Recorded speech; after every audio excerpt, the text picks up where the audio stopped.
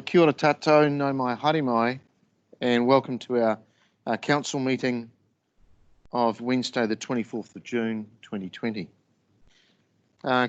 Councillors, just before we start, I'll go through this meeting is obviously being recorded and will be on the council's website. I'll just go through the housekeeping and safety procedures of this conference facility. The exits are marked in the green around us. There's many of them in the entrance that you came through.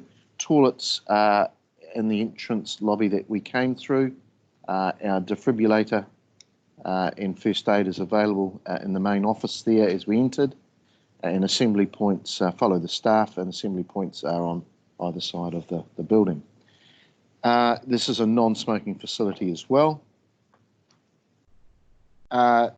We have the voting, electronic voting today, so that's an improvement, but we do not have the queuing system for questions, so please just raise your hand and we'll do that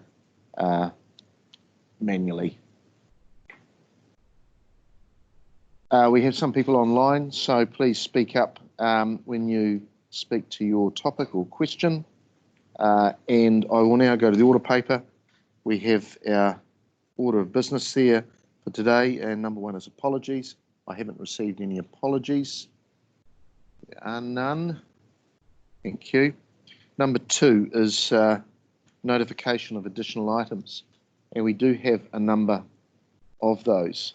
And the reasons for those have been administrational errors, but they cannot be delayed, these topics. So we have one in part one, which is around the amendment to our committee meeting schedule. And we also have a new one around part two, which is around infrastructure part two recommendations to council. So I'll look to move those, seconded by the Deputy Mayor. Are there any comments or questions towards those? And if not, I'll ask you to vote, please.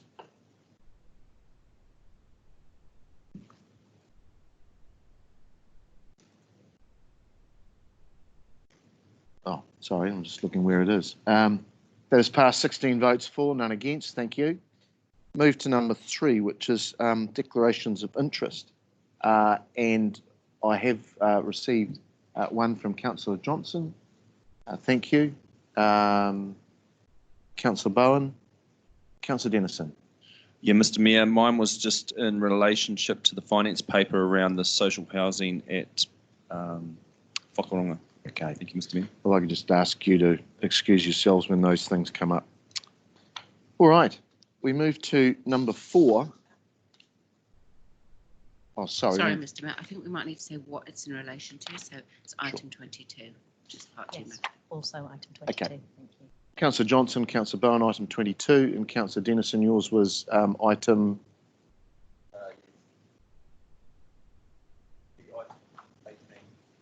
18. Thank you. Do we need to move that? That's fine, it's just noting. All right, we move to number four, which is presentation of recent Queen's Birthday Honours. It's on page 7. I'll take them as being read, but I just want to make a couple of comments because it's very special for these particular individuals. So we have three from Palmerston North, one being Dr. Jeremy Paul Hill, and he has become a member of the New Zealand Order of Merit for services to the dairy industry and scientific research. Many councillors will know of Jeremy, and Dr. Hill has been the only New Zealander to hold the position of President and Chairman of the International Dairy Federation in its 117-year history. He is based at the Fonterra Global Research Centre, and he is also part of the Reddit Institute.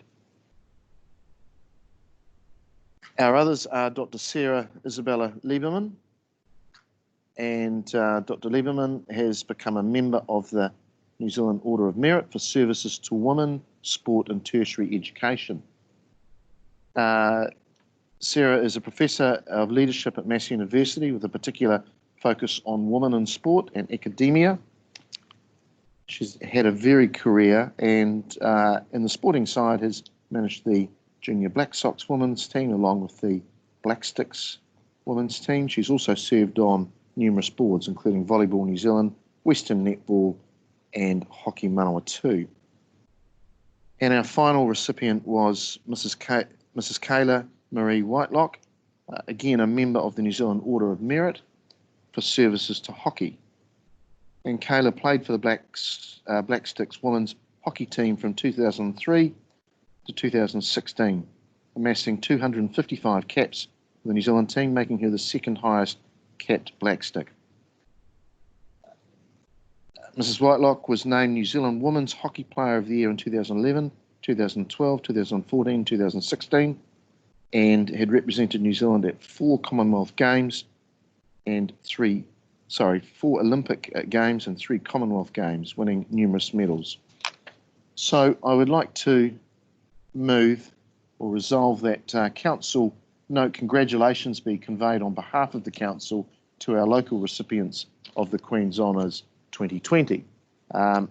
Moved by myself, seconded by the Deputy Mayor. Before we vote, is anybody wishing to comment?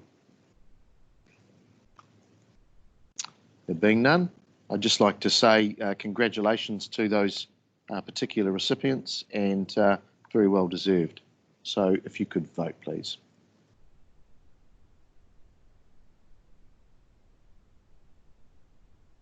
As passed, 16 votes for and none against.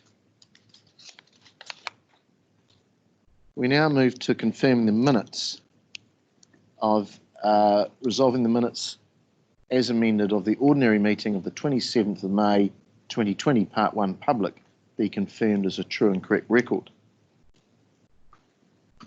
I will look to move those, seconded by the Deputy Mayor. Are there any matters arising from those minutes? There being none, we'll look to vote, please.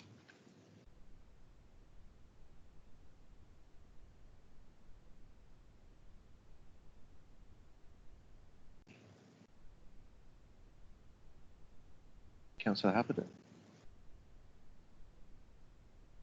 That has passed, 16 votes for and none against. Thank you. We now move to number 6 on the agenda, which is adopting the annual budget plan 2020/21, presentation of Part 1, Public Committee of Council recommendations. Okay. We've had a slight change, my apologies. We're now going to jump to number 7 first. So it's revisions to the annual plan document 2020/21. They have a memo there on page 21 of your papers, councillors. So Steve, I'll leave you to comment. Good morning, councillors.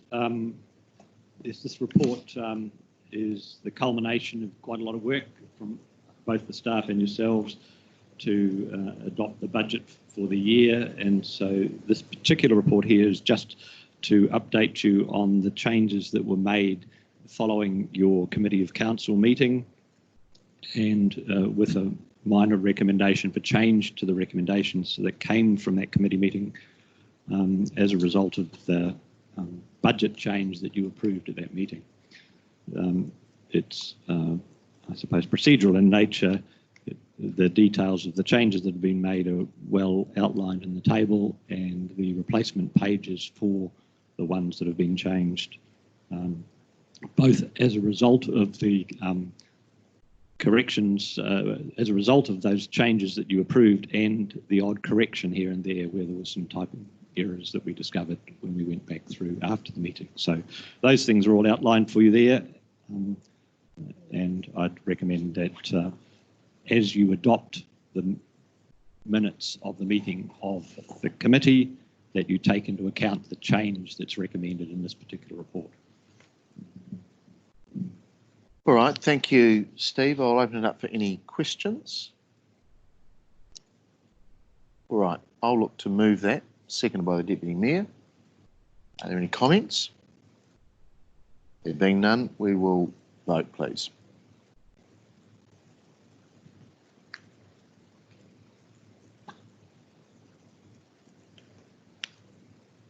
Has passed 16 votes for, none against. We'll now go back to number 6, and again, this is around adopting the annual budget plan for 2020-21, and we have papers there on page 19.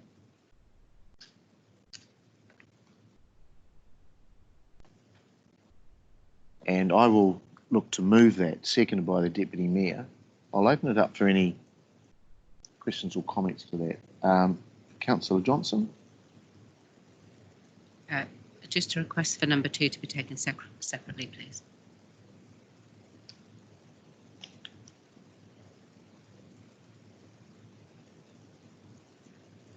Yeah. So if I could just ask the administrators that we will just adjust this, that the committee's recommendations and amendments be adopted, just because of what we've just done previously. And we will need to take, we'll do 14-20 number 2 first, and then the rest thereafter. Councillor Johnson? It's just a typo, I'm sure, but I think it should say annual budget 2020 to 21, not 2020 to 2. Yes, thank you. So if that can be noted, please, administrators. Well spotted, thank you. Councillor Naylor. Just in recommendation 3, do we need to change those numbers to reflect what we've just agreed to in the... Yeah, well, that's covered with my extra amendment there. Thank you. Okay, so we will look to vote on what's on the screen now, specifically around clause 14-20 number 2 be adopted. So are there no further comments on that? We'll look to vote just on that one, please.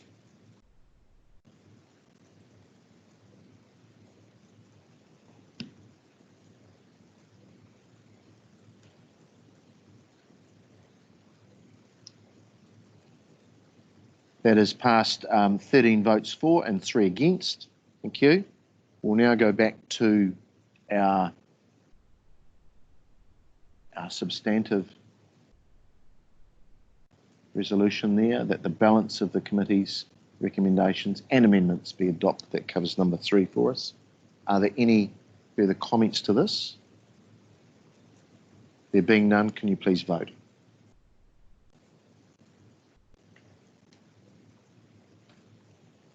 That has passed 15 votes for and 1 against.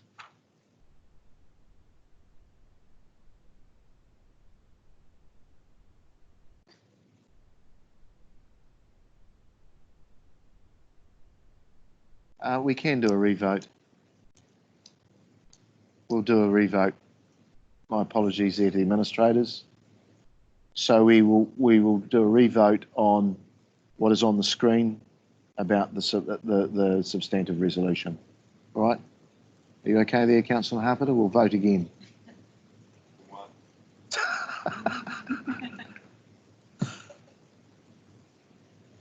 Thank you, Councillor Finlay.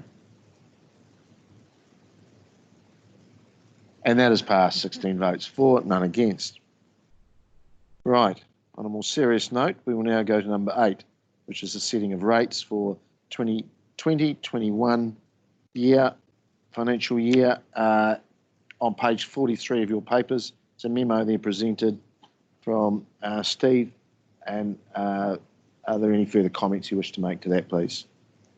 Just a couple, Mr. Mayor and Councillors. This is the formal step to set the rates. It's an important step because obviously setting rates is something that is comes with a lot of responsibility on the council, and it's in terms of the process from here, in terms of the way what formally happens is you set the rates today. As at the 30th of June, we've updated all the records of individual properties with any changes that there are for subdivisions or changes to properties, and then a couple of weeks later we go through a process that's called assessing the rates, which means that the rates that have been set here are then applied to individual properties, and that becomes what's payable for individuals through the year. We have at the moment on the council's website the proposed rates calculated using the ones that are shown here in this table today, so people can look at those if they want to at the moment, but they're still proposed right now until we have the final updated figures for land values and subdivisions and all that sort of stuff as at the 30th of June. So this is a procedural step and important, and reflects the detail that's in the annual budget that you've just adopted. Thank you, Steve. I'll open it up for any questions of you. There being none, we have the resolutions there. I'll take those together. I'll look to move those, seconded by the Deputy Mayor. I'll now open it up for any comments. Councillor Johnson. Just a procedural question for a minute, Mr. Mayor. Do I stand, because is that going to affect the videoing, or am I seated? You can stand. Okay. So I'm not going to be supporting the setting of rates this time round, and I'm sure none of you are very surprised about that, but I just thought, although I don't intend by my vote to sway your decision making, that I feel it's important for public accountability that I explain why I'm not going to be voting to set the rates as a consequence of the annual budget. I think that the final general rate increase of 1.95% is unnecessarily low. I think it gives us an unbalanced budget, and I think it's an unwise step for us to take as a council. I also don't believe that it has been adequately consulted on. So if I was a member of the general public, when the annual plan went out for consultation, I would have expected the rate rise to be something in the region of 4.4%. I might even have thought that there would be more variation than usual because of the pandemic issues. But I certainly wouldn't, if I was in agreement with the 4.4%, I certainly wouldn't have felt the need to put in a submission to council to say, well, I support this budget, that's where I want to be. I would have then found myself very, very surprised to see the level of cuts in the budget that were made during the annual budget debate, down to 1.95%, millions of dollars off operational spending, because that was not signalled in the annual budget consultation document. Neither was it signalled in any of the discussion that was had in public prior to that by council members. So I feel that a member of the general public might be reasonably feeling a little aggrieved if they were happy with the budget round about the 4.4%, and that they have not had an opportunity to talk about whether or not they support those cuts. Generally, when we go out for consultation, we do take the view that if the changes that we make would have resulted in substantially different submissions, then we need to be very cautious about those changes. And I suggest to you that had we gone out with a 1.95% with the cuts that were outlined, we would have received substantially different submissions. And in fact, in the weeks since that budget was agreed by the majority of councillors, I have received very many aggrieved comments from members of the public who felt that they'd not been given the opportunity to comment on such a low budget. So I don't feel that we have a mandate to go out to set the rates at 1.95%. Obviously, you may feel differently, and of course I respect that, but I also think that this is an unwise budget. It's unwise because we haven't predicted how it might affect future years. And new councillors may not be aware, but when we're doing long-term planning, we look at how the decisions that we make in one year will affect the rates and the budgeting in the years to come. And very often decisions are made at that time to try and smooth out the effect on rates. Now, those decisions were made about 2 years ago in the long-term plan, when we estimated that rates would be somewhere around the low 5% increase this year. Setting the rates at 1.95% this year will have significant effects on the long-term plan rate setting. It will. And at the moment, we're blind to those effects. And I do believe that there may be some colleagues that are not aware of the significance of setting the rates at 1.95% today on the coming years. The reason that I think it's an unbalanced budget is that it sets out a deficit, an actual deficit, which is now $3.6 million. And I don't believe that that is a wise and sensible thing to do. The other imbalance that I see in the budget is that the cuts have mostly been made in OPEX, in operating expenditure. And that affects services. It affects predominantly goals 2 and 3. It protects infrastructure and economic development to some degree. But the consequence of that is that the cuts are occurring in particular areas of community rather than infrastructure and large, expensive projects. And again, I think that takes an imbalance to it. The reason I think it's unnecessary to have budget cuts to this degree is because we were initially proposed by staff a 3.3% budget after adjustments had been made for the loss of income and the expenditure changes due to the COVID-19. And I would have been happy with 3.3%. I would have thought that that was a reasonable approach to take. So for all those reasons, I'm not going to be voting to support setting the rates. I certainly don't expect that my vote will make any difference today, but I am elected to be accountable to the community and to explain my voting decisions, and that's what I'm doing now. Thank you. Councillor Dennison. Thank you, Mr. Mayor. I am going to support the resolutions, and for these reasons, I think it's very responsive of this council to adjust our budget in changing times. Week by week, we were hearing updates of potential job losses and pressure on businesses and concern for families with their own household budget around job security. We have still got to experience the impact of the wage subsidy finishing, and I think even to date we've seen job losses of scale that are quite concerning, and the indications are nationally that we're going to have further job losses. So it's quite responsive, and to go to the point where I believe that this rate at 1.95 is the lowest I've ever experienced over a number of years, and it just goes to show that the hard work that's gone on from management and staff to bring forward programs where we can make those operational savings, and for us to make those hard decisions, because it does require leadership, and are tough decisions, but it is heading for some tougher times. I think it is wise to invest in the capital. It's the capital that keeps the city moving. That's where the bigger job creation comes from with the contractors. This is also off the back of committing the arena entranceway and pits project, which was multi-millions, and creating, I believe, 100 jobs here, and many of those are local. This is also committing with indications to further infrastructure on the city streetscape in the long-term plan. We have wider investment coming in that we haven't had confirmation from with the shovel-ready projects from government, which could also be positive for the city because we've put in some very worthy projects forward for consideration. But when push comes to shove, it's the people's ability to pay. And right now, there might be a level of comfort, and probably for a majority of residents, they haven't felt a pinch.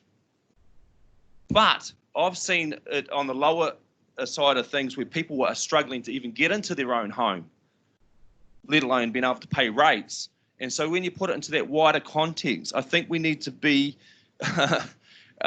mindful that there's going to need to be some stretch on families, some stretch on business, and I think even then, stretch on council to get through a year or two with a more of a winter's budget, if you like.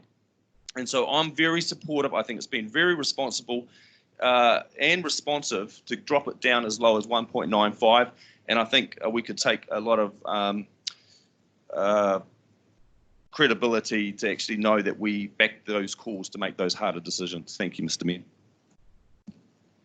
Councillor Rutherford. Thank you, Mr. Mayor. So I'm not going to be supporting this morning, and I feel like I did make my views very clear when we were voting on the annual budget a couple of weeks ago. However, in response to the comments from Councillor Johnson around the accountability as to why we're voting a certain way, I do feel that it's important to make a couple more comments.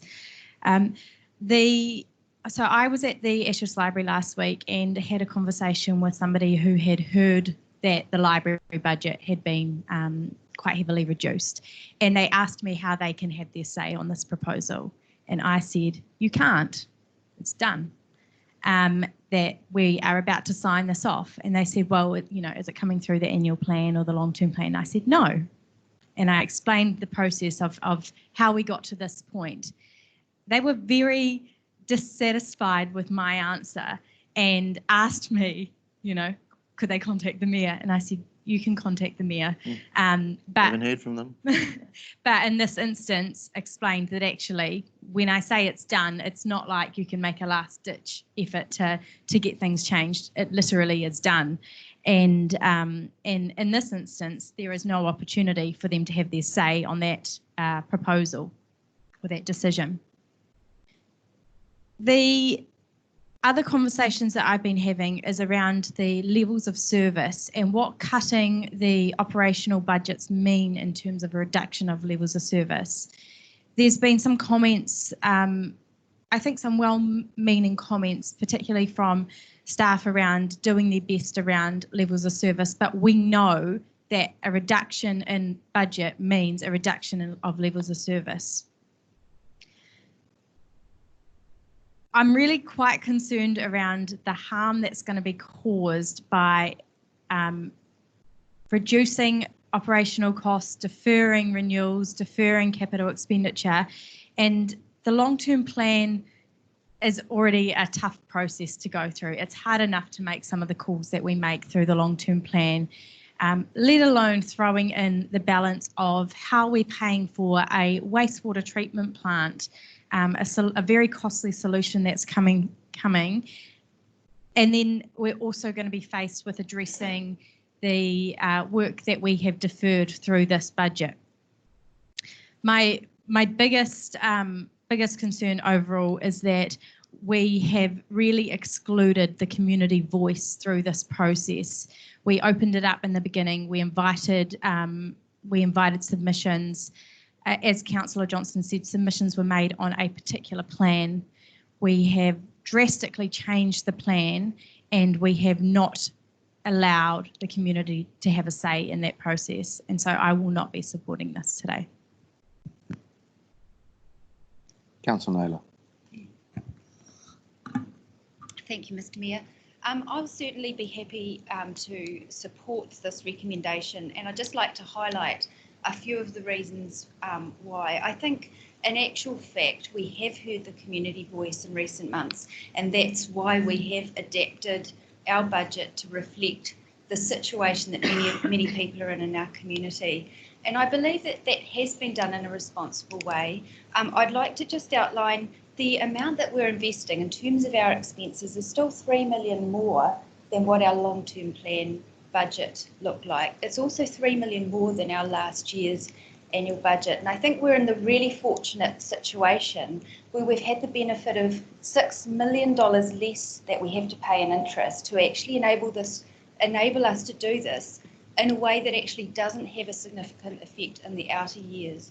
I think personally I gave significant consideration to how that would look in the outer years. I did go back to the long-term plan, and I think when we're spending $5 million on interest instead of 11, that actually does give us a very fortunate ability to adjust our budgets in a way that's not going to have that really significant effect that has been talked about today.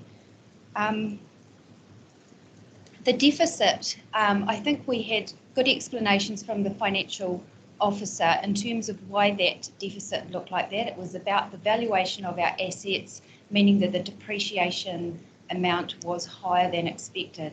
But when we look at page 29, at the cash flows, we've still got a 500,000 surplus there. So I'm certainly comfortable.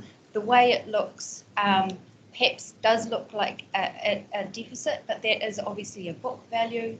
I'm comfortable with the amount that's coming in is going to cover the costs that we've got planned. So I'm really confident in this annual budget and really happy to be supporting it. Councillor Bowen. Thank you, Mr. Mayor. In a spirit of decision, I wanted to follow up the comments I also made in the debate a couple of weeks ago, because as elected members and colleagues know, I am not happy, but I am supporting, which one colleague described as having a bob each way, and that's incredibly accurate. I do feel that's where I'm sitting at the moment. The recommendation talks about the setting of rates as a significant decision, and we know that that is a legal term in this context around how local government operates. But those words actually have a weight for me beyond their legal definition. It has felt to me through this process that this has been a significant decision and a decision-making process in that much overused phrase, these unprecedented times. I have every sympathy for the views expressed by colleagues, particularly around the community voice in this process, and would normally seek to align myself with that position. And the reason that I don't comes down to the significance of that decision in these unprecedented times. And so I will be supporting the decision in front of us, but noting with concern the process that's got us here. Thank you. Thank you. Just before I go to you, Councillor Beattie, I'd just like to comment. I wasn't going to, but as we're all having a second look at this, it's people's ability to pay, and I really do think we're missing the point here. Yes, I get that we went out for consultation right in the middle of this pandemic, but people have been affected, and I think we have heard the community. I certainly haven't heard the voices of raise the rates. It certainly hasn't come through my office. In fact, it's been very much the opposite. And just this morning, unfortunately, I got another one of those emails from the head office where 350 people are losing their jobs, including some in Palmerston North. So I think we're a little bit missing the point at times by not acknowledging that. And we do have to cut our cloth. I get that some are aggrieved that we couldn't debate this line by line, but that was lost by a majority, and that's democracy. And we've all lost battles around the council table. I've also heard comments that rates will increase, skyrocket in coming years. But actually, councillors, and I've been in business 30 years, and you do have the ability to prioritise. We do have the ability to turn things on or turn them off, and you will face that when we go through the long-term plan. And believe me, the word prioritisation will be at the fore. So we do have to cut our cloth. I would ask you to support this, and I do respect those that don't wish to, but actually this is the wise thing to do, not the unwise. Councillor Beattie. Thank you, Mr. Mayor. And I also respect the fact that people are not happy with the budget. There's about 3 or 4 things that I just want to confirm why. One of them is around the book value. So we're not running at a cash flow loss. So that should be disregarded. And we're not deferring any critical maintenance or capital projects. In fact, with capital projects, we've gone out of our way to make sure that we are delivering those projects so that we have got investment in that in the city. And the key thing for me is that people keep forgetting, and I'll say it again, that 20% of our rates come in from businesses. And those businesses out there are hurting. And that was one of my key reasons for wanting to push a reduction in rate. You know, when you go and talk to these businesses, and it's not one business down Broadway that I've been talking to. I've been talking to a lot of businesses, especially through this wastewater what do you call it? Process. Thank you, process. Yeah, so I've been talking to a lot of people. And about the library books, yeah, I'm an avid reader, but I can go to the library and get a book to read. So come on, let's get real here. And the other thing too, where are the 300 people out the back of the hall here, where are they saying that they're not happy with this rate rise? In the past, whenever we have gone out for consultation, if our ratepayers and residents are not happy, they'll certainly be here at our council meeting, and we've just got our 4 members of staff, and there's not one member of the public through this significant decision here to say you're not doing it right. So I'm pretty comfortable that we've got it right. Any other councillors? No? Oh, sorry, Councillor Butt. Thank you, Mr. Mayor. I was not going to comment anything, but after listening to my worthy colleagues, I said I should say something. Firstly, the level of consultation, as Councillor Beattie has described, I think she has got her numbers wrong. I don't remember 300 people in the hall whenever we did that consultation. It has been reported there were about 100 people when we did that. Regarding those BPO consultations, I have been counting numbers each and every session, and normally there are more people from our side than the people questioning the process. Number 2, Mr. Mayor, you have said that we have our own, everybody has got their own priorities. Some people have got businesses in their mind. Some people have got people in their mind. And as Councillor Beattie said, that 20% of the rates are coming from the business. What about the other 80%? Are we caring for the 20% or 80%? So we have to think about the majority.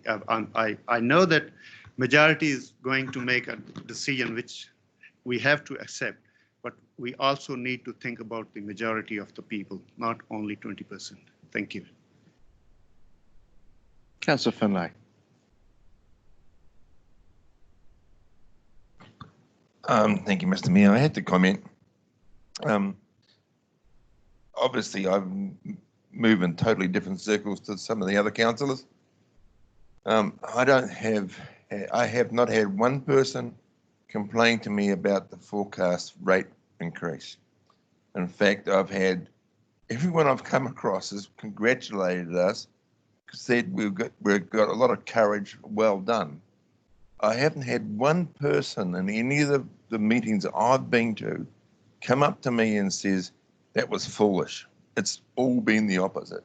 It's well done, congratulations. And I think we're doing the right thing. We're helping the community. It's not just the businesses. It's all those people who have lost their jobs, who have to pay their mortgages. Every little bit counts at the moment to an awful lot of people out there. And us keeping the rates down is helping every single one of them, not just the businesses. Councillor Dingwell. Apologies. Thank you, Mr. Mayor. Seeing as everyone is having their say, I feel I need to as well. This is a tough decision, and it's always going to be a tough decision because our community is going through a hard time at the moment. And there are lots of things that we really, really want to do. There are lots of things that I want to do as a first-time councillor. I had big dreams in this chamber, and COVID came along and kind of smashed it all. So there are big decisions that we have to make, and that's why we're here as elected members, to actually make those hard decisions. The majority of people that I've been speaking to, again, they have been having a hard time, and they have been concerned about the rates. The people that I've been talking to who have been supportive of investing more in the community, I did get a bit of negative feedback around my decision a few weeks ago to go down this road. And around that, when I was able to explain the reasons why and the kind of cuts that we've been able to make, most of them came around. Most of them understand why we're here and why we're making these decisions. And I just want to quote something that actually was reported in one of the articles, which is literally words from our CE that says, in delivering we have come to this decision by delivering significant savings in delivering significant savings, we have worked through our budgeting process to maximize efficiency and continue to deliver key services without weakening our ability to meet community needs. And I think that is key, actually. We went through, or the CE went through, to actually find where our savings are. And we did it in a way where we're not actually compromising our community needs at the moment. We're not actually compromising our levels of service. So I'm going to be supporting this. Thank you. No further comments. I'll just very quick right reply just because two comments were made around community needs, and just that do remember, for organisations, for charities, for clubs, there is that $200,000 community recovery fund that has sort of been lost in translation through some of the comments and discussion, and also just the definition of business. And I don't want to create a divide between its residents and business. Business actually employ people. They employ families. So I do think we need to keep that at the mindset. If you don't have people in work, you have huge social issues. So please do support this recommendation, and with all those comments gone, we'll now put it to the vote, please.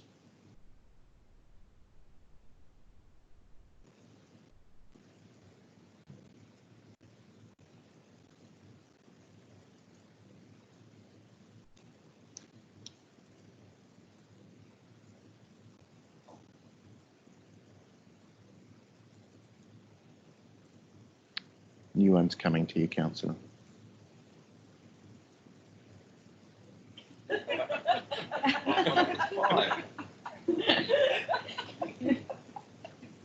It's a good comeback.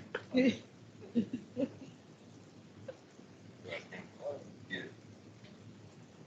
that's passed. 12 votes for and 4 against. Thank you. We now move on to number 9, which is resolutions to authorise borrowing. We have a memo on page 55 from Steve. Take it as read. But is anything further you'd like to add? Okay. So councillors, on page 55, there's a number of resolutions there, very much procedural, but we have 1 through to 7, and it's really about council's decision to borrow coming year. I'm quite happy to move that, seconded by the Deputy Mayor. Are there any comments? Taking everybody has read their papers. There being none, we will put it to the vote, please.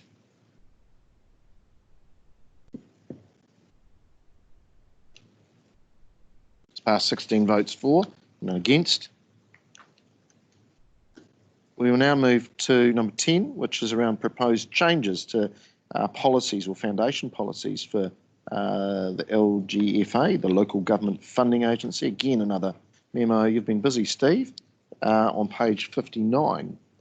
And is there anything else you'd like to add to that? Perhaps just a couple of quick comments, if you don't mind.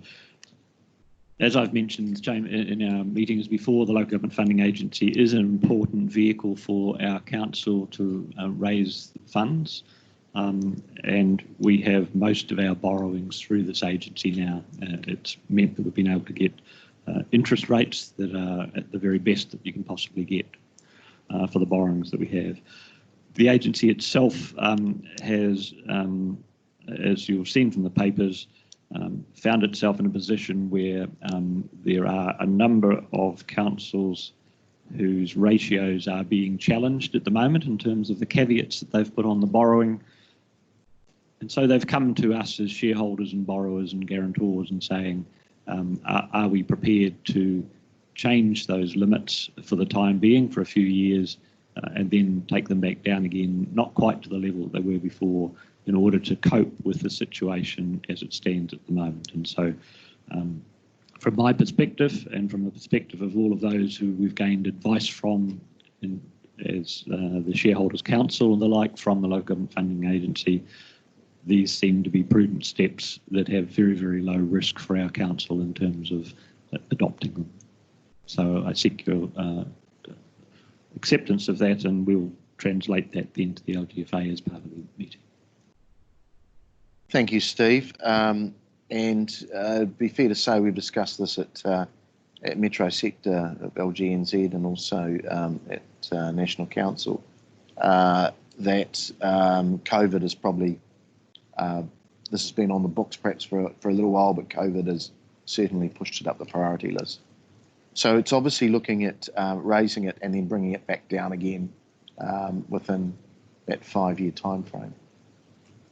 All right, I'll open it up for any questions of Steve. Councillor Johnson. Thanks, Mr. Mayor. Thanks, Steve. Just to try and get a bit more clarity about the risk exposure of our council. So I know you've said it's a negligible risk that we would be called on to be a guarantor. But if we were, what's the financial exposure?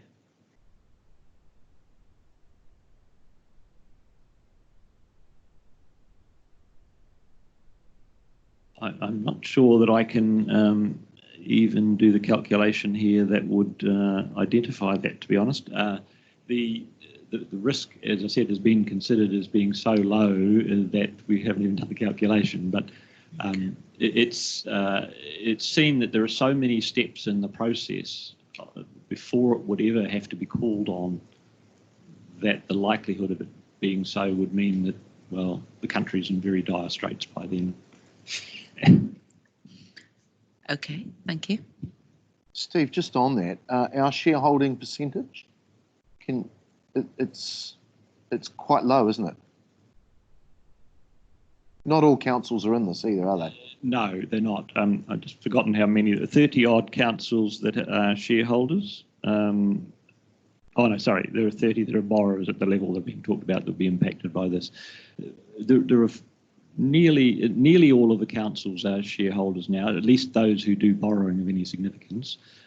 There were a group of about 9 councils originally who were who formed the LGFA and were the original ones who put the most in as shareholders, but we were one of the few, or one of a number, who joined at the tail end of that and just had a $200,000 shareholding, which is a relatively small one in terms of the whole shareholding of the company. It was 25 million, as I recall it, and so ours is only a small share. Right, thank you. That sort of answers the question. Councillor Naylor. Thank you. Thanks, Steve. Just a question around the second bullet point on the recommendation, where it moves from the 250% ratio up to 300 and then back down to 280 over the coming years. I'm just wondering what the rationale for moving it up and then down is, and also just how that connects with the bullet point before it, where it looks like we're increasing it from the current 250 to 280. It appears like a slight inconsistency between those two bullet points, but perhaps I'm missing something. Yes, I thought that too originally when I read the material. What it's saying basically is, in terms of the foundation policies that we really are a party to, that the agreement is that it will move from 250 to 280. So 280 is the longer term foundation policy change that they're looking to have. But they're also saying that in the meantime, over this short period, there is this desire to want to have it at a higher level still. The feeling is at the moment that to have it as high as 300 for a long term is not appropriate and prudent. But the circumstances that a number of councils are finding themselves in at the moment means that it's really the only practical solution, and the various agencies like Standard & Poor's and Fitch and the various other credit agencies have acknowledged that to do this for a relatively short term is not going to be so significant as to impact on the credit rating of this agency. And it's most important to us that the LGFA and to all the borrowers through it that we don't do anything that's going to impact on its credit rating, because if it does, it means it impacts on the level of our borrowing. On the rate that we can get to borrow. So the agencies, I guess it's just a bit of a fill-up, if you like. It's a stopgap measure to say, well, this is something we need to do right now because of the extraordinary circumstances we find ourselves in. They've reviewed what they think is appropriate for the longer term, which is now slightly higher than the 250 that was previously the limit, and by taking it up to 280. But in the meantime, would there be a short term up to 300 and then progressively down again? Okay, just to follow up, thanks for that, Steve. So given that explanation, I wonder if for purity that the second bullet point would be more appropriate to move rather than the first, because reading that first bullet point, it would imply that if 280 is the limit, that you wouldn't go over that, whereas the next bullet point down describes a short term, that parameter be expanded even further short term. Do you have a view? Well, I think, to be honest, that we should adopt the resolutions in the form that we've recommended. They are the ones that are consistently being adopted throughout the country by all of the councils that are following them. Basically, it's saying that the foundation policy one is moving to 280, but the board actually have an ability to take this temporary. It's more that the shareholders are approving the 280, but in the meantime, the board of the LGFA have the delegated authority to actually move it for a period. And so we're just recognising that in the subsequent bullet point. Thank you. And Steve, just on that, if we weren't to approve this, doesn't really, we would have very little say in the thing, wouldn't we? I mean, it's really the indebted councils of Auckland, Hamilton, Tauranga, Christchurch, Wellington that really are the main players here. Yes, true, in terms of the impact, but as a shareholder, our vote's still important, and they're looking to us to vote. They've come to me saying, "Have you got your vote in?" They need that because of the constitution. It's certainly a number of shareholders as well as the proportion that are important in terms of being able to get this over the line. So our vote is important. Okay, thank you, Councillor Dennison. Okay, Councillor Barrett.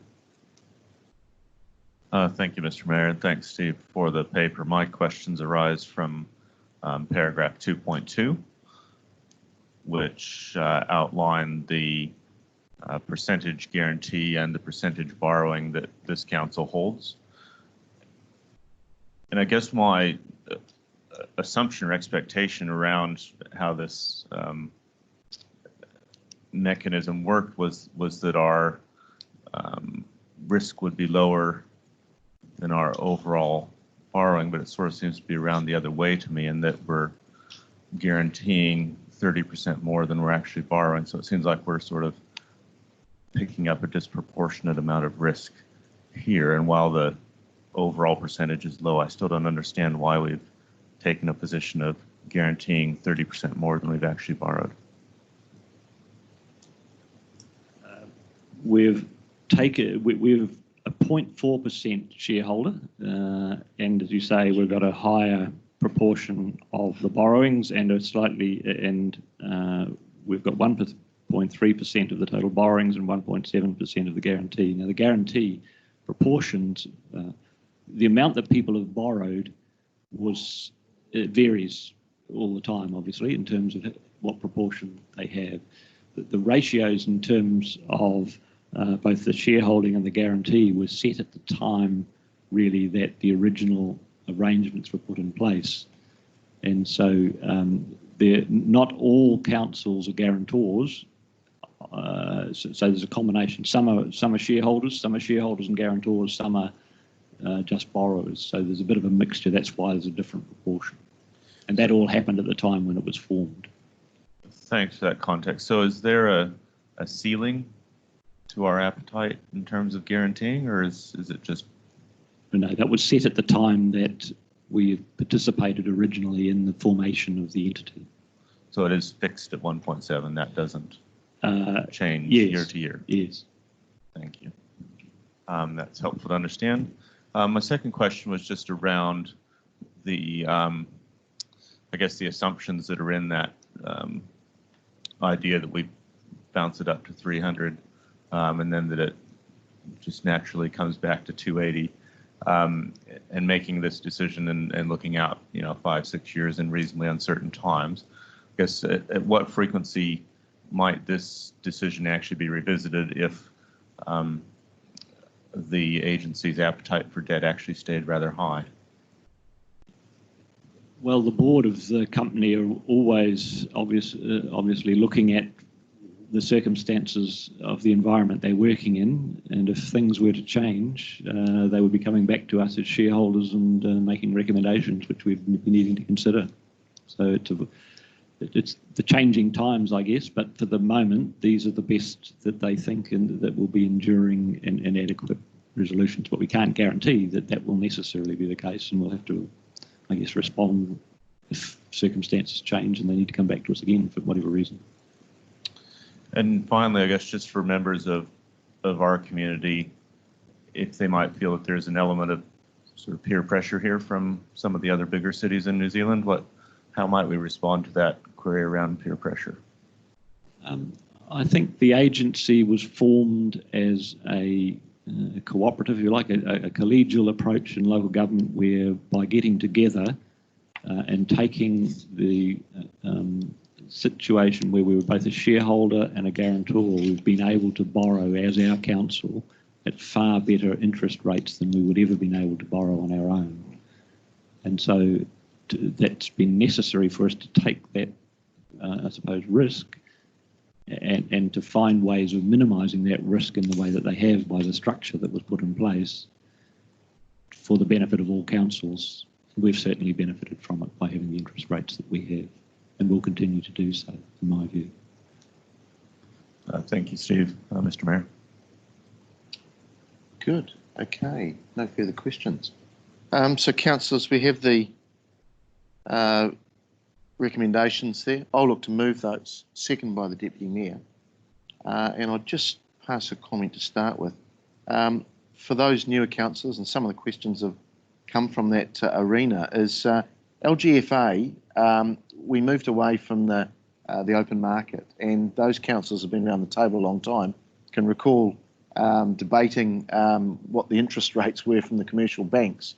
And believe me, this LGFA has actually been a very, very good thing of what local government have set up.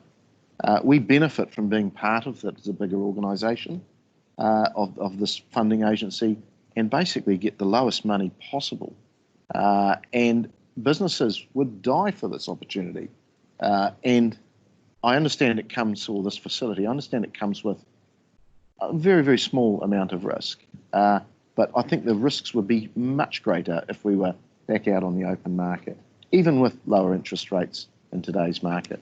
This opportunity does not come around at all for other organisations. So yes, I can sense a little bit of nervousness about lifting the levels. The good thing is they're coming back down, and I think with COVID, that's a wise thing. So I'd ask you to support this, please. All right. No further comment. Thank you, Steve. We'll look to vote.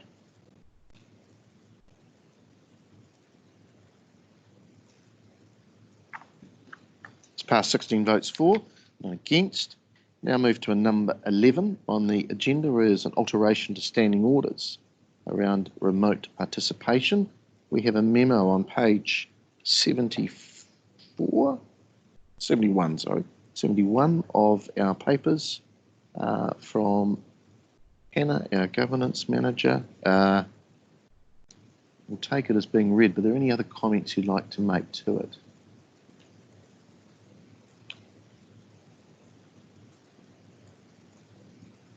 Just a short summary, if you don't mind. This report that you're looking at, elected members, is a response to a request that came from yourselves last month. Needless to say, you've experienced participating remotely over the last few months on both sides, and that you've been in the room and had people come in remotely, and you yourselves have been remote. Obviously, that was enabled because of some urgent changes which were put through to the LGA and to Lagoima. Those were temporary changes. They did allow for members to come in digitally and to be counted for quorum, and it also gave the right for the public to be able to either view live or view a recording afterwards, to ensure that public had the right to view your meetings during lockdown. That temporary change runs out tomorrow, but the LGA itself does already allow for digital participation, which is not something we've until now had in our own standing orders. To enable that part of the LGA to function here, we would need to amend our standing orders. You'll be aware that to do that requires 75% agreement, and that is what the recommendation is being put to you today. That's before you. So recommendation 2 would adopt the Appendix 1 there, which would become a part of the standing orders for Palmerston North City Council and would allow remote participation. The appendix allows for recording to take place. It allows for a member of the committee or the council and a member of the public who wishes to address that committee or the council to come in remotely, or to request to come in remotely, and that would need to be done prior to the meeting. It leaves the discretion of that decision with the chair, both before the meeting and during the meeting, if anything were to take place untoward. And it does take into account privacy and confidentiality considerations. Recommendation 3 determines the scope of how you'd like that to happen. So that will help us as we move towards working out what level of service we need to provide to you and the costings for that. We're aiming to bring back the technology considerations to you in July meeting of council. I think that's all I need to say at this point. Okay, thank you. Councillor Rutherford, then Councillor Johnson. Thank you, Mr. Mayor. Thank you, Hannah. I've got a couple of questions. Under 4.6, it says that it should be noted that webcasting and recording will take additional or redirected staff resource. I'm just wondering if we can have some clarification on that, because this is what we're currently doing. So how is it being budgeted for or provided for? Sure. And what would change in the time frame of us moving back to the council chamber? What we're doing currently is a temporary fix. It's not the best solution to what we might provide when we move back into the chamber. You'll notice, for example, that we have a cameraman that we're paying to be here for the time that we're here. We have a sound technician, all these things that we wouldn't usually have in the chamber. So we need to come up with technology solutions that will be sustainable in the long term, and preferably won't take additional resource, but will meet the expectations of elected members as to the level of what we're providing. All I can tell you right now is that to run this, I'm at my desk over there, I'm watching the electronic part of the meeting while the administrators down here are doing the usual service for you with minute taking and recommendations, etc. But after the meeting, we're having to upload those files. We're having to record those files, manage those files. So we've got staff from marketing communications. We've got staff from records management, staff from the IM department as well. So we're all working together at the moment on this to make this happen. So we need to consider how that, how much time that's going to take in the long term, which is why I'm asking for some direction on the scope as to whether you'd like to open this for all committees, because that will help me know how many hours work we'll need to put in to make this happen for you. Thank you for that.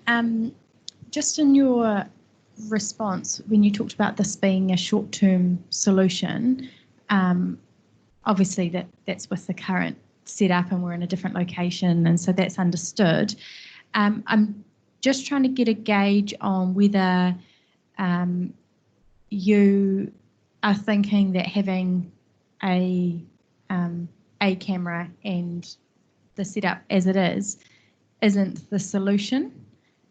And I guess just to preface that is that during the annual budget debate where we talked about the 80K as a short-term solution, short-term being 1 or 2 years, that was specifically around nothing flashy. And so I'm just trying to get an understanding as to whether you're going to come back with us with 5 different cameras, or how that's going to look, or whether there's an understanding that actually it's just about providing a solution in the interim. The intention is to bring more than one option to the table and for councillors to make the decision as to how flashy they want it to be. Great, thank you.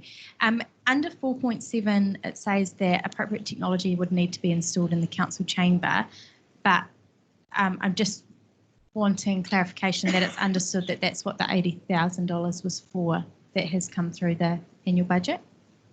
So the resolution specified $80,000 to improve participation in the chamber. So that line item has been put in the budget as per the request. Whatever options we put up to you as the council would then decide which option they'd like to go. So if there was an option that the council decided they wanted to go for, which was more than 80,000, then that would need to be fed through to long-term plan, etc. Sure. Is the inclusion in those investigations, as a part of that investigation, has there been conversations with, I guess, both the IT and the digital transformation teams around opportunities for what that could look like? The piece of work at the moment we have contracted out so that we've got an external voice on it, and we're looking at the requirements for the chamber.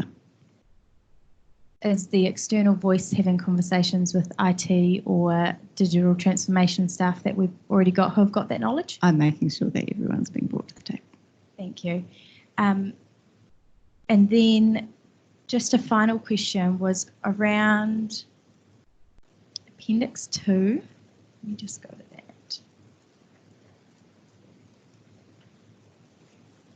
So just looking at Appendix 2, if that was to be adopted, point 1 says cameras will cover a member, so it's already determined that there's more than one camera, and I'm just wondering how that would be applied, considering we haven't made a decision as to what the solution's going to look like, or whether this is really just about a bit of guidance. The recommendations today don't ask you to adopt Appendix 2. Oh, my apologies. Thank you. Councillor Johnson. Thanks, Mr. Mayor. Thanks, Hannah. My questions are around Appendix 1. Yes. So, first of all, around the conditions for attending by audio or audiovisual link. So, 4.6 says that the chairperson may give approval and that a request has to be made. Now, I'm wondering why that's been put in as opposed to giving members the right to attend by audiovisual remote.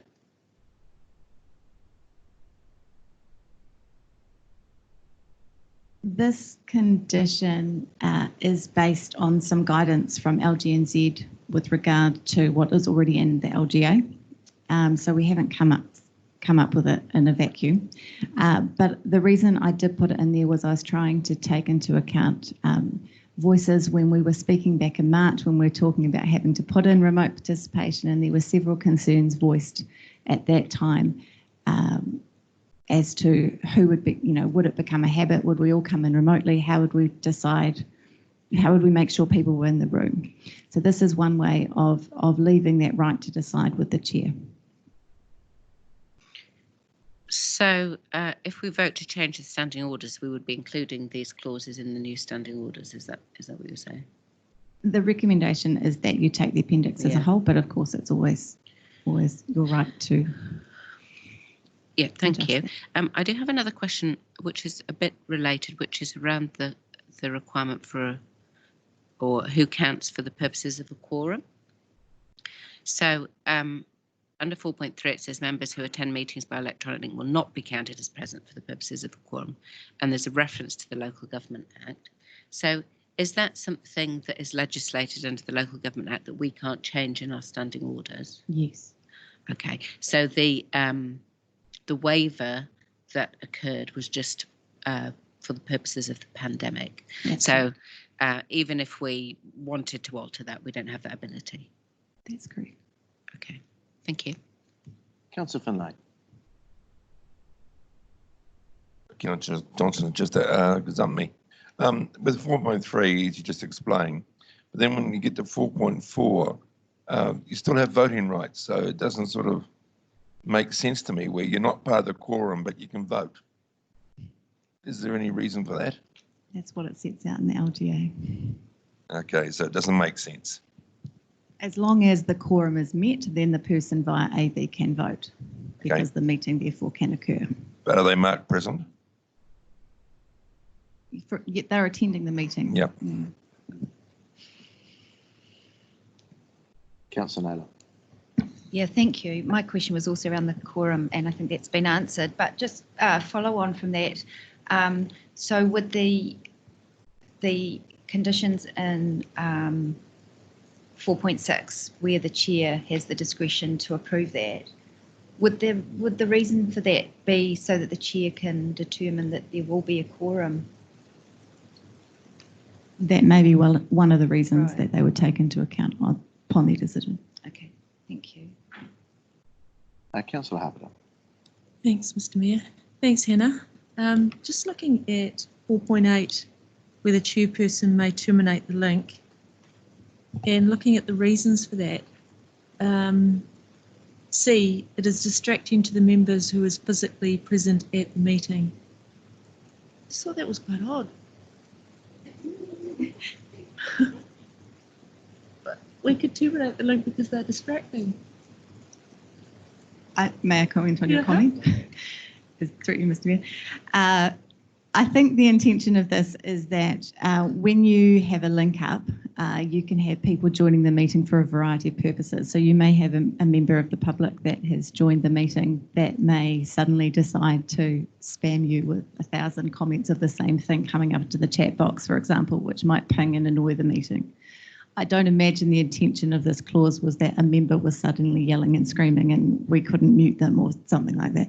I think it's, yeah, it's a general coverall that something may have occurred. For example, maybe we suddenly went into static and that was obviously distracting because of the noise and the visual disturbance. Well, I can see that with D, that the quality of the link is no longer suitable, Sure. which is D, but I just didn't understand C. No, to me, C was a little bit odd. Thank you. Councillor Barrett. Thank you, Mr. Mayor, and thanks, Hannah, for your work on this. My questions are related to the first appendix as well. Starting off with 4.4, which is the specifying the members' rights around voting, and I just wondered why there was specific comment there around voting as opposed to, say, full rights of participation or whatever, you know, moving amendments and all that sort of stuff.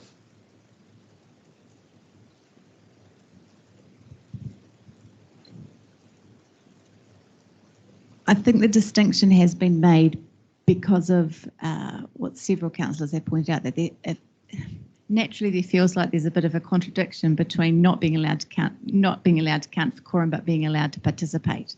And ultimately, the key to participating is your being able to make a decision and to vote. So that's been specified specifically, but there's nothing stopping us noting whether at PNCC we would allow people who are remote to move or second a motion. We could certainly add that if that was the appetite of the room. So I guess from you've been thinking about this a lot, obviously, you know, is there any reason why as a council we would want to be cautious about simply granting full rights of participation to remote participating elected members? Only that the phrase full rights of participation would potentially be read as, you know, right to be counted for quorum. So we would need a caveat around that. Thank you. The second question arises from 4.8, the termination of the link clause, where between C and D, it's bridged with an and rather than an or. And so are you expecting that all four of these things have to happen before we pull the plug? Well spotted. No, I wasn't. Let's make it an or if everyone's amenable to that. Okay, I guess we can pick that up as we move towards decisions here. My third and final question was just around understanding, I guess you were thinking in what options might sit there around how we moderate the potential of somebody choosing or wanting to participate remotely sort of as a matter of default rather than a matter of exception, and picking up on your responses to Councillor Johnson and others that, you know, you felt that the chair's prerogative was one way of putting a moderating influence in there. And I suppose it may not be the most consistent sort of result because you have different chairs, obviously, and different chairs have different views on how they would want to run things. Are there any options that could be sort of more consistent across the board so that we would have a uniform approach through council to that? I see it would be something similar to what we do for public comment. So it's generally an expectation that the committees would allow public comment, but at the beginning of the triennium, each committee makes that decision that they will allow public comment. So we make a clear decision for that committee that it will be allowed for public comment. But then when someone comes to make comment, the chair can still choose whether a person comes to speak. So you've made a blanket rule that there's an expectation for that committee that public comment would be allowed, but on the day the chair still makes a call. Yeah, I can see that by way of analogy. I guess I'm just wondering, had you considered anything like, you know, within a calendar year, pick a number, half a dozen remote participations, after which time there might be a higher threshold for it to be granted so that it sat as a matter of right for an elected member up to a level rather than being a case by case? I hadn't. Right. Thank you, Mr. Mayor. Councillor Butt. My question is almost the same question, Councillor Barrett's last question. Is there a limit on number of times a councillor or a member can attend the meetings remotely? This appendix does not set out a limit. Councillor Hancock. Thank you, Mr. Mayor, and thank you, Hannah. Mine's just really just another, I think, probably a typo, which is under the conditions 4.6 of Appendix 1, where a member is unwell and there is an and there, which perhaps should be an or, because I don't expect that a member would want to be unwell as well as having to attend an emergency. Thank you, Mr. Mayor. All right. Oh, sorry. The Deputy Mayor and then Councillor Rutherford. Thank you, Mr. Mayor. Thank you, Hannah. Just in terms of 4.6, it seems that currently the chairperson would make the call in terms of giving approval or not. Did you give any thought to an opportunity where there would be a requirement upon the chair to explain, perhaps at the commencement of the meeting, as to any decisions that have been made around either approving remote participation of members or not approving, and the explanation of a reason as to why they had made that? I hadn't. Again, I would have left that in the space for the chair to decide how they wanted to open their own meeting. I could understand that it would be valuable for the purposes of transparency for the chair to note for the other members the reasons, however.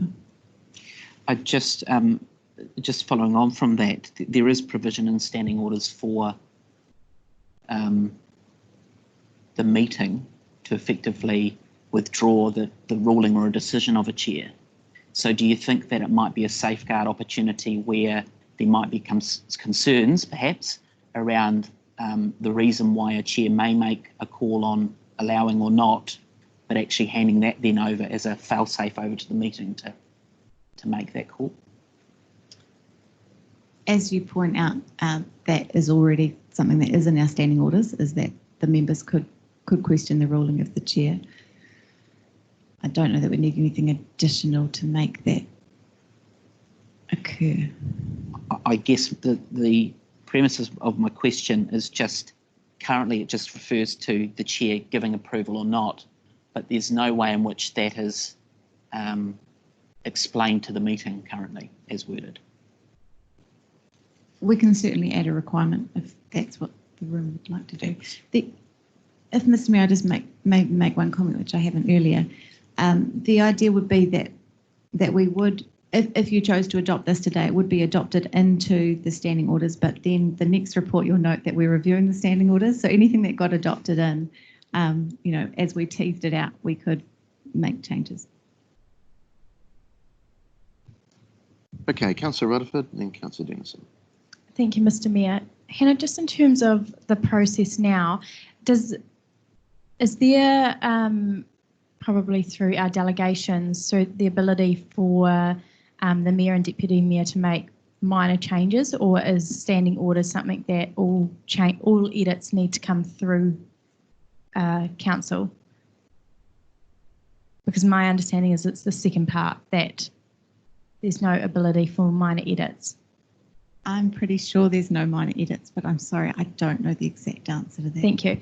Just in terms of a process with the way forward, Mr. Mayor, understanding there's been some comments around some changes, I'm wondering whether it would be appropriate when we've concluded questions to break and then some of those changes can be formed up over a break rather than waiting on each small amendment to come forward.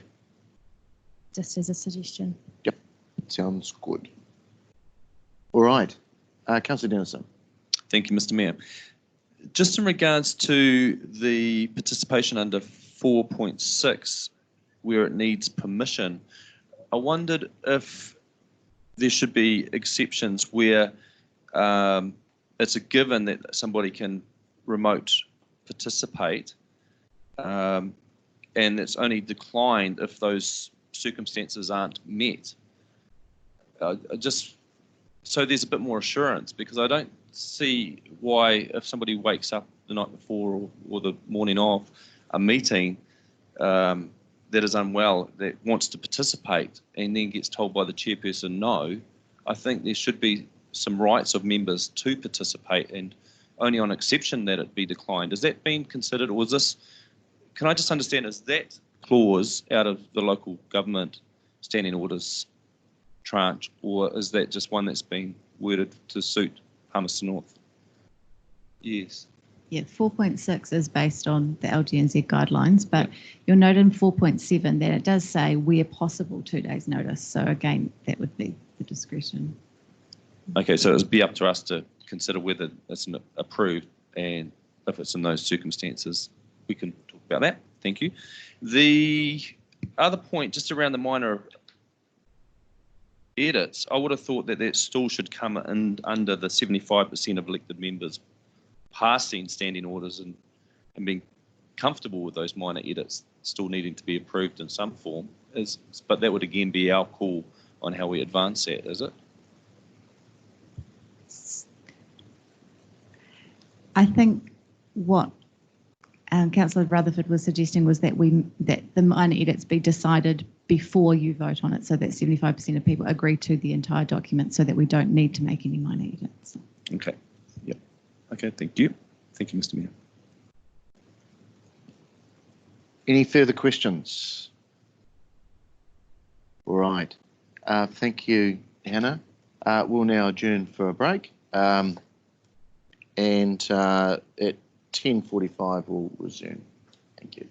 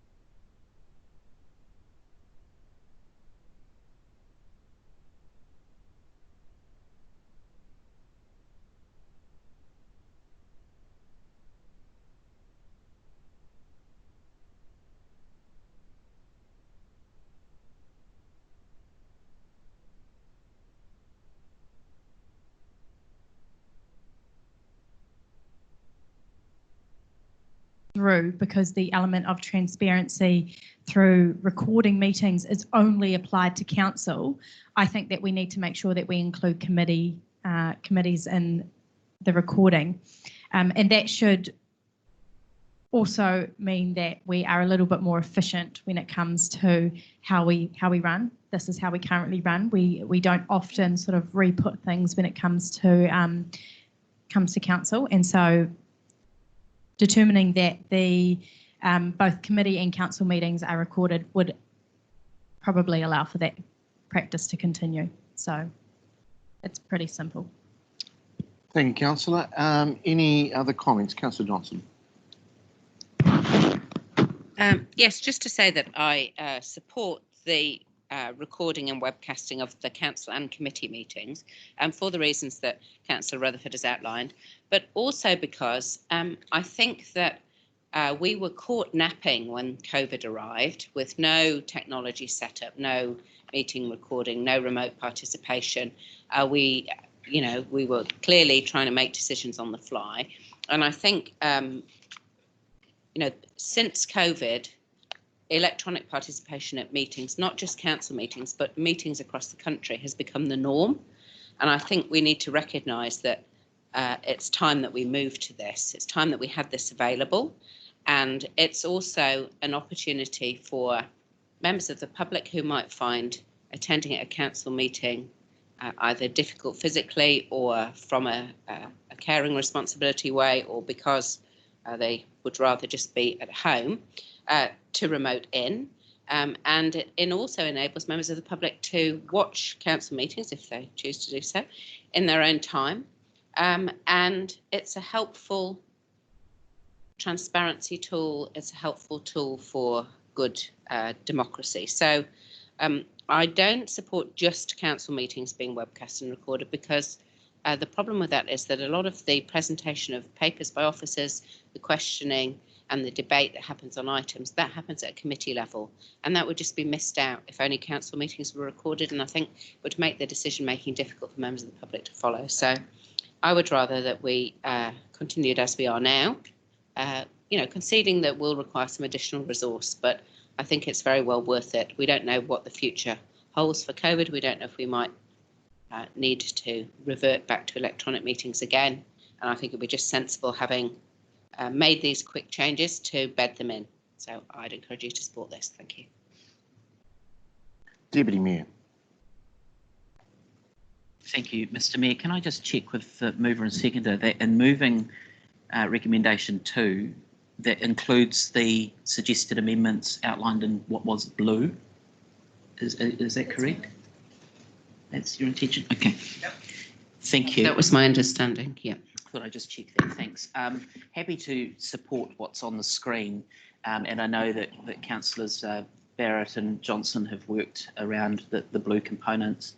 4.6, replacing that, I think, is really important, because it provides a little bit of clarity around, sure, the chairperson will approve the attendance of any elected member remotely, except, as it says there, such approval is not to be unreasonably withheld. So I think that's really important, rather than having a prescribed, trying to fit a reason into 3 defined scoped out opportunities there.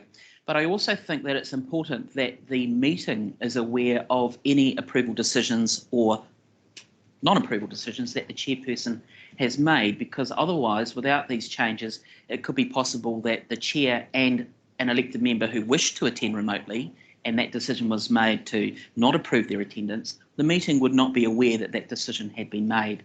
So I think it's important that the chair does, at the commencement of a meeting, outline any approval decisions or requests that have been made, and also the reasons for doing so. And I think the reasons is important, because that's part of the public accountability aspect in terms of why someone is not perhaps physically present, without the need of having to go into great detail. If the meeting is not comfortable with the decision that the chair has made, then it would be over to the meeting to effectively invoke the other standing order to withdraw that decision by the chair. And I'm hopeful that certainly with this council it would never come into play, in the sense that a chair would make a decision not to allow someone to attend because they perhaps had expressed a view that was contrary to a view that they had for an item on their agenda. But in my view, it is a fail-safe measure that is put into the standing orders. So I'm really comfortable with what's proposed. Councillor Naylor. Yes, thank you, Mr Mayor. I'm really happy to support all of these recommendations and in particular recommendation 2 with the changes that have been made there. I think it's much more preferable. I think it's really important that all elected members do have the automatic right to attend a meeting and that shouldn't be unreasonably withheld. So with that change, I'm very happy to support it. Okay, are there any further comments? There being none, right to reply? No? Great. Okay, councillors, we have the 4 resolutions in front of us. I'll ask you to vote, please.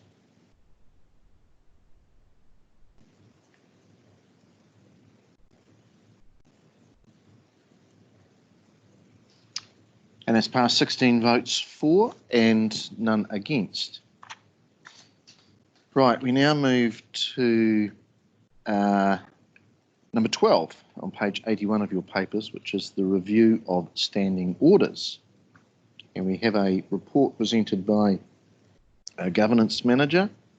Hannah, is anything else you wish to take it as read, but anything else you wish to add?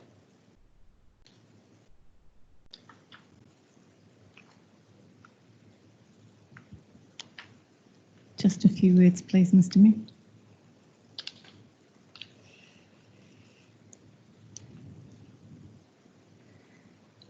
You'll note the title of today's report is to review the standing orders as a whole, separate to the decision we've just made. This review has been put up as a matter of timeliness. It would be good practice to review your standing orders each triennium, and I do recommend that a full review is done, noting that the current standing orders, although the council has amended them from time to time, are based on the 2003 model. I would recommend that elected members take recommendation 2 and with assistance from officers determine a fit for purpose set of rules for themselves. You'll note the terms of reference in Appendix 1 again. They set out the proposal for how the review might be carried out.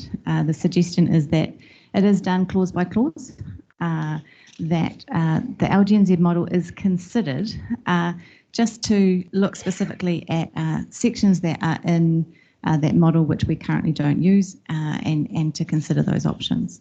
And also to overview the document as a whole with a lens of readability, transparency for the layperson who might attend and want to understand how we run our meetings, that transparency of decision making is available to them by making our standing orders a little bit more easy to follow. So that is the terms of reference that are set out for you there in Appendix 1.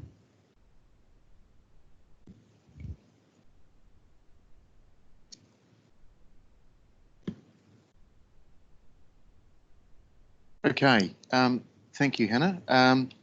With the LGNZ, I mean, I've been here 6 years and we've reviewed it twice in the time I've been here, although we haven't made any changes. It has certainly been looked at. I just comment, or my question to you really around the LGNZ standing orders. They're very generalist in the sense that they're for the whole of the sector, which includes regional, rural, provincial, city and metro, and it sometimes doesn't suit maybe a diverse city. So I just, would that be a correct call? The recommendation of the report is that the elected members consider the LGNZ and apply what is relevant here. The recommendation is not that you adopt the LGNZ model. Okay, thank you. All right, I'll open it up for any questions. Councillor Dennison. Yeah, thank you, Mr. Mayor.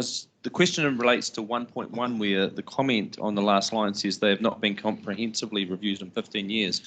My memory would say that it was done pretty certainly been done comprehensively.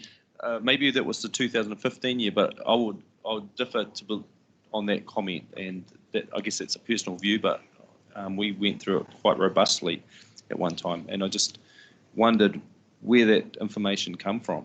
Is that something in the governance records or workshop history? My staff reviewed what has been through council meetings, so what has been put to you for. Okay, thank you. Okay, that's probably where the discrepancy lies. We've had workshops on it, yeah, and chosen not to take it any further from there. Okay, councillors, anything else? Councillor Naylor. Thank you. In Appendix 1, it describes the process for making the makeup of that working group and having expressions of interest by 9 o'clock today, which is we're approving those terms of reference after that date. So I'm just wondering, and we've had some indication about that, so I'm just wondering what the intention is in terms of the second recommendation of Councillor X, Y and Z, how that is to be filled. Are we to name those today, or is that so is someone going to tell them? Yeah, I received 8 expressions of interest, so that's good. It's healthy. People want to discuss it, and I've chosen some councillors that come from some of the new councillors, some of the more experienced councillors, but also just to get a balance. So, in terms of an officer's point of view, okay if I sort of announce that now? Okay. So this is to be chaired, well, it's number 2, councillor. It's been in our papers for a week. And that we would have a standing orders working group and would consist of chaired or lead by the Deputy Mayor. And remembering that this comes back to all councillors, so you're not excluded from feeding into the process by any means. But Councillor Hancock, Councillor Naylor and Councillor Rutherford be included in that group, and obviously work to that terms of reference and bring back to council something that we can look at.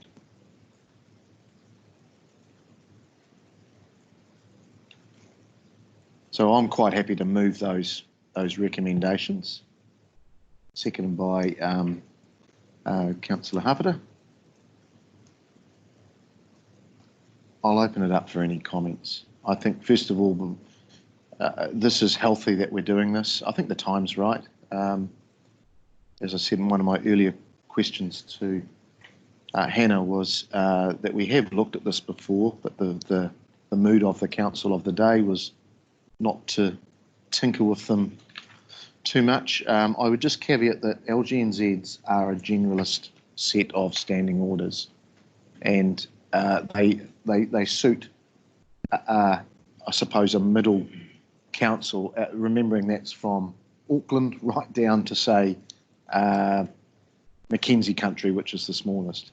So you've got something in the middle there which suits a regional council, which is a unitary, obviously, or a unitary council, and then your rural, your provincial, right through to your metro. So there'll be some stuff in there which I'm sure will be helpful to that group, but I'll just caveat that it is a generalist set of rules. So I'll open it up for any further comments. Councillor Naylor. I support us reviewing the standing orders, and certainly personally very happy if I'm able to be a part of that. But just hearing that there's 8 councillors that have put their hand up for that, and perhaps more who might if they were to then have that opportunity. I guess reflecting on this, I'm just a little bit uneasy with a process where we're adopting a process now that has already been in the past. I think that's probably not the right way of doing things. We probably need to agree on the process and then implement that process to ensure that that is transparent and fair. I guess that option 3 in the papers does give a broader opportunity for officers to do the initial workup and then present that to the full council in terms of a workshop setting and work through that. I guess at the moment I would be wondering if that might be a preferable option to give more councillors the opportunity to have input into that. Just in terms of that process, to ensure that everyone who would like to have direct input into that process is able to.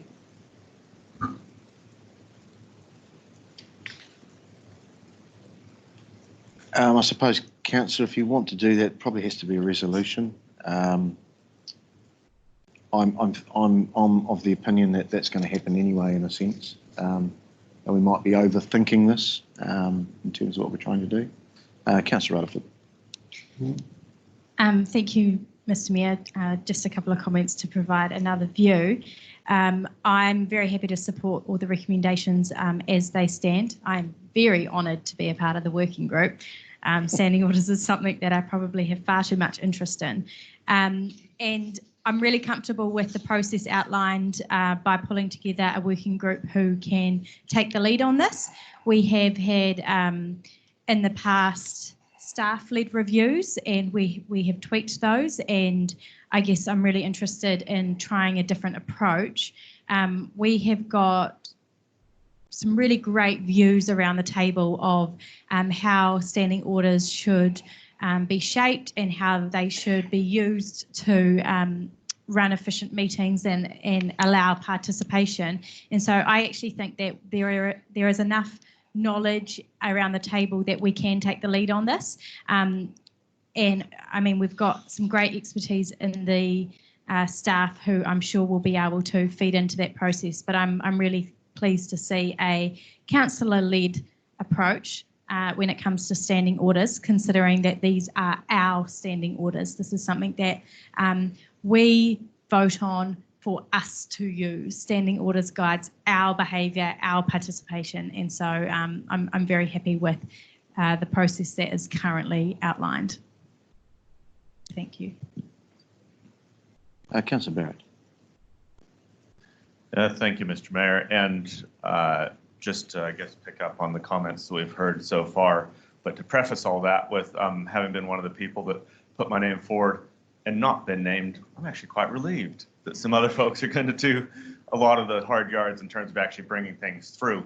And I would expect that the terms of reference here are the minimum that would be undertaken, but I would encourage those that are on the working group to seek input early and bring that to fruition. Picking up on Councillor Rutherford's comment around taking the lead on this, the definition of a leader is somebody that has some followers, so you will want to make sure that you do have people coming with you on this and that you're not charging off into the distance as the three of you, and I'm sure you'll, with the Deputy Mayor, do a great job of bringing us with you along the way, and look forward to seeing what does come through. I fully concur with Councillor Rutherford's comment around this being a job for elected members to lead and to deliver. Councillor Dennison. It's very much support. Thank you, Mr. Mayor. Very much support the review of the standing orders. I guess I'm a little bit surprised that the process took some suggestions in the appendix as being the process of where we're at. And I didn't register my interest. I do have interest, but and I don't see that I'm limited in the fact of contributing to the process. So I feel like I can still do that. I can submit my suggestions to this working group. There's 75% majority needed for any change, which is high threshold. So that's another point I want to outline that I have comfort with, is really around the process. Being a little bit surprised that it's been suggested in a paper without being formalised, and then it's it. So I can accept that. But that's the very reason we have standing orders, so we can protect members' ability to contribute and participate fairly. So just wanted to make that point. I don't think I need to overstate it. I'm supportive that it gets reviewed and a bit like Councillor Barrett, if there's others that want to invest the time and put the full forward into that, I could support from behind the scenes. Thank you. All right, no further comments. I'll just make one before I pass back. Oh, it is me. So, look, I think everyone has the right to participate in this, and just because you're not on the working group, feel free to contact the group led by the Deputy Mayor and give them your views. There's nothing holding us back from doing a workshop if that's what the willingness is of the group. I've got some fly spray, thank you. No, I'm fine, thanks. and you put me off now. And it's something that all elected members should have interest in, because it is really the rules of, I suppose, engagement, the rules of how we conduct ourselves. And we do conduct ourselves well. So I look forward to what the group brings back. And thank you for everybody that put there. I was quite surprised, actually, how many people put their names forward. And look, sometimes we had to tap people on the shoulder to do this sort of stuff. So I appreciate the willingness of everybody to get involved. All right, I'll ask you to vote, please.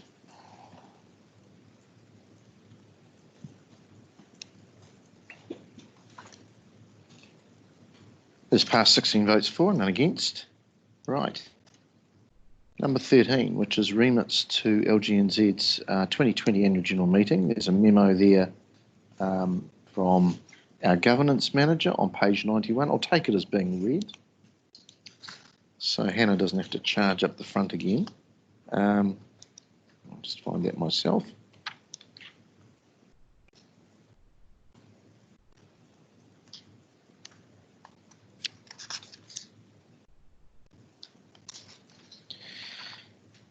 Right, we've been asked to endorse the following remits from Whanganui District Council, and they're around a 4-year election cycle, around loans for low-cost housing, around measuring and reporting on local government CO2 emissions, and rates rebates for low-income property owners.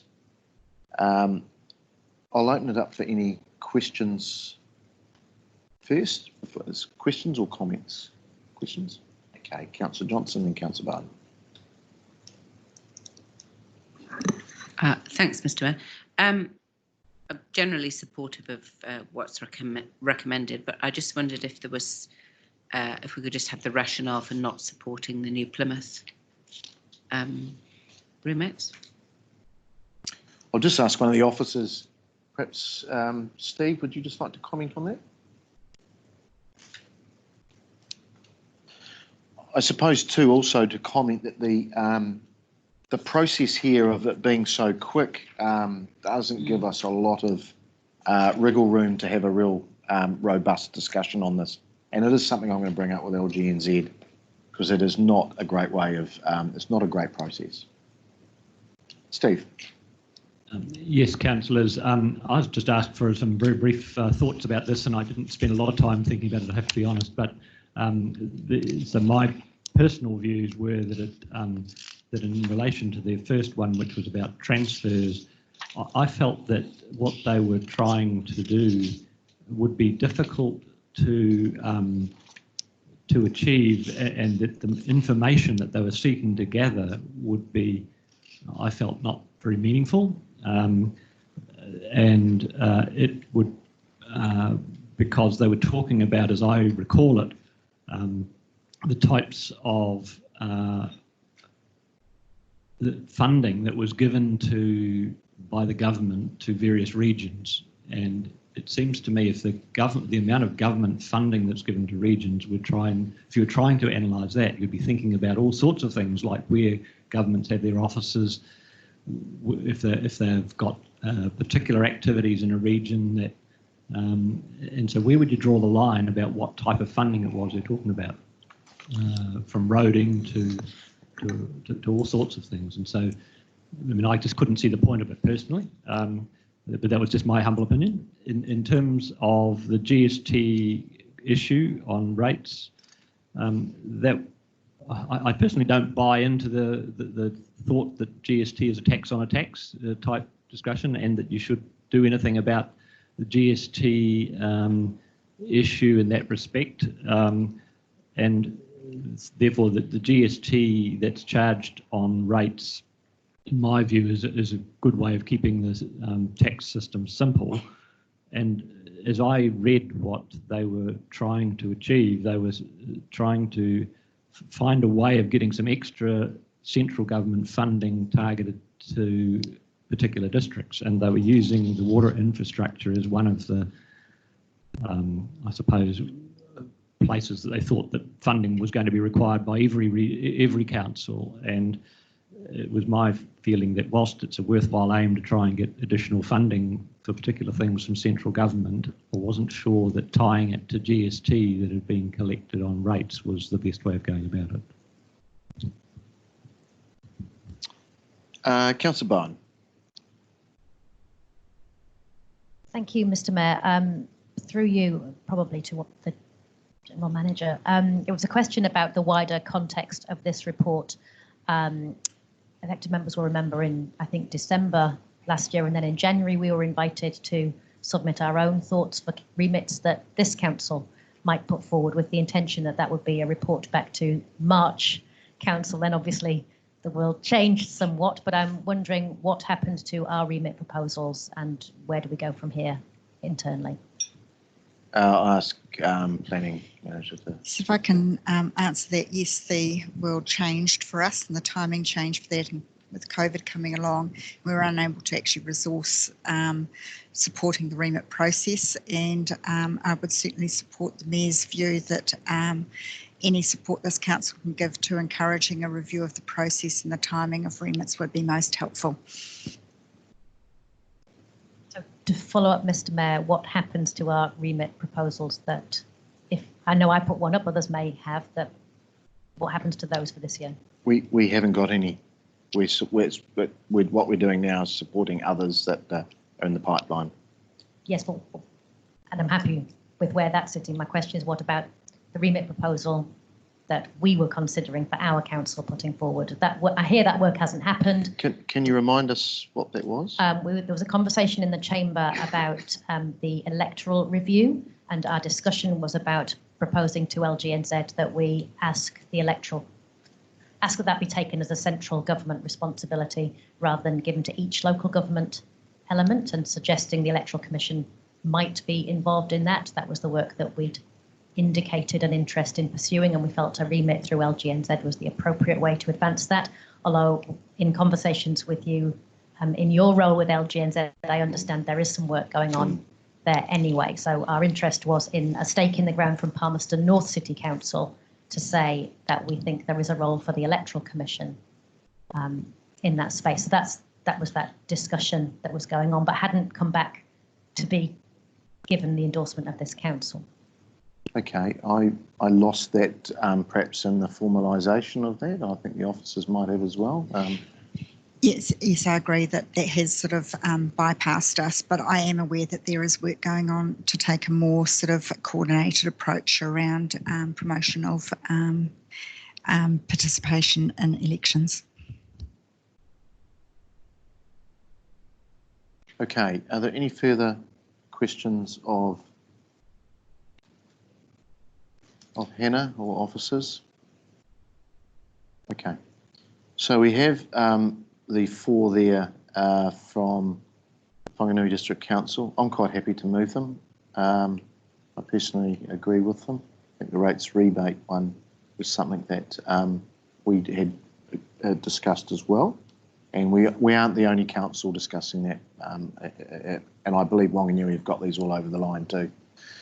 So can I look for a seconder on this? Deputy Mayor, thank you. All right, I'll open it up for comments. I'd just like to make the comment that I think the process needs to be a lot clearer, not only from a LGNZ side, but also internally here. So we have a cut-off when we need to do remits that we want to generate from here. It's obviously Councillor Bowen thought that was in the system, but it wasn't. So we just need to make sure that we capture that somehow. I'll open it up for other comments. Councillor Denison.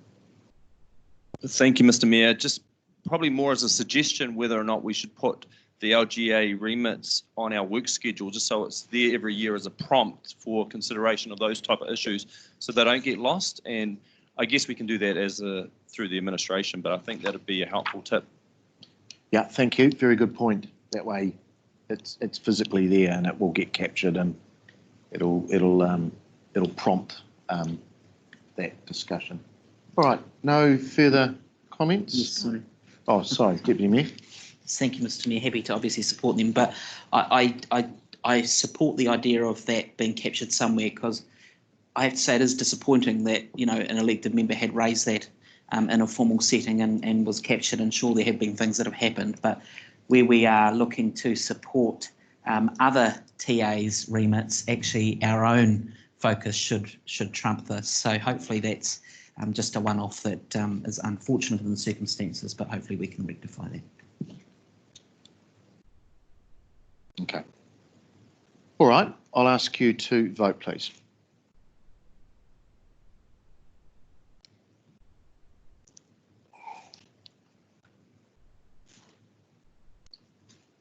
That's passed. 16 votes for and against. Thank you. We now have the late item that was distributed, number 26, which is an amendment to the council and committee meeting schedule for 2020. It's page 4 of this extra paper. It's a memo from our governance manager. I'll take it as being read. The resolution is that the Rangatane o Manawatu Committee will meet at 2 p.m. on the 29th of July 2020 in this facility.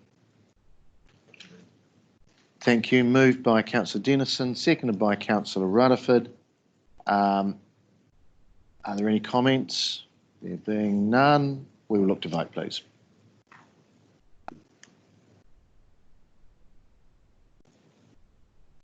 It's passed. 16 votes for, none against. We now move to the council work schedule. And in light of Councillor Denison's comments just previously, I would like to add in there that LGNZ remit discussion is a standing item there. So if we could, put that into the resolution, LGNZ remit item be added. Thank you. To the schedule, yep. As a standing item.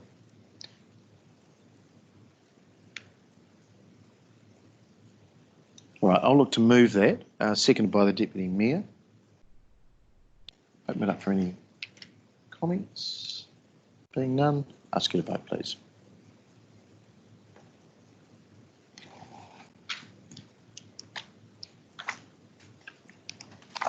It's passed. 16 votes for and none against. We now go to recommendations from various committee meetings, and we'll start with the presentation of Part 1 Public from our Economic Development Committee of the 3rd of June. I'll ask the Chair, the Deputy Mayor, to present that, please. Yes, thank you, Mr. Mayor. I move that the Economic Development Committee's recommendations from its 3rd of June meeting be adopted. And the seconder, thank you, Councillor Harpiter. There are no matters arising. Questions to that? There being none, we will vote, please.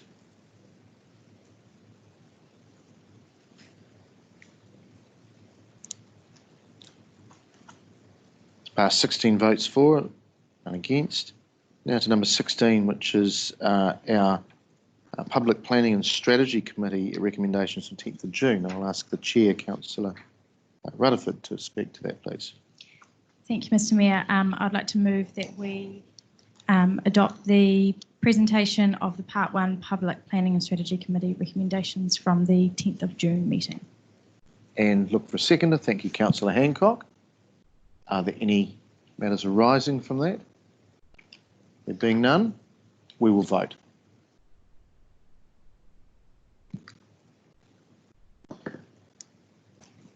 It's passed 15 votes for and 1 abstention.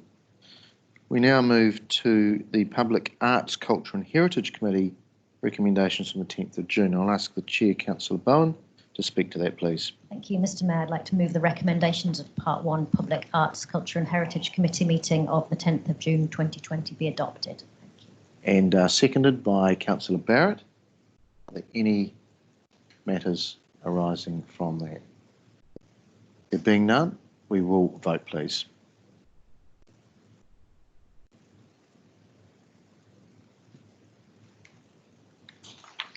It has passed 14 votes for and 2 against. Two abstentions, my apology. We now move to number 18, which is our presentation of the Public Finance and Audit Committee recommendations for the 17th of June. I'll ask the Chair, Councillor Beattie, to speak to that, please. Thank you, Mr Mayor. I'd like to move that the recommendations from the Finance and Audit Committee meeting of the 17th of June be adopted. And seconded by Councillor Naylor. Are there any matters arising from that? There being none, can you please vote?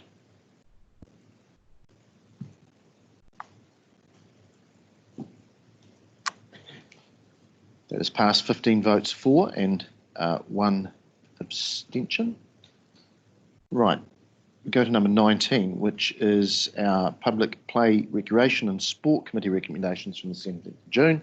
I'll ask the Chair, Councillor Harpiter, to speak to that, please. Thanks, Mr Mayor. I'd like to move that the recommendations from the Play, Recreation and Sport Committee, Part 1, held on the 17th of June be adopted. Thank you. Seconded by Councillor Meehan. Are there any matters arising? Being none, can you vote, please?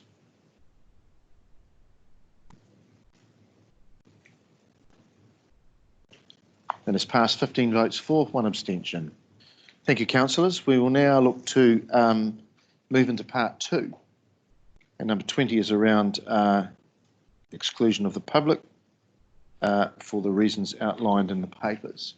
And I'll look to move that, seconded by Councillor Naylor.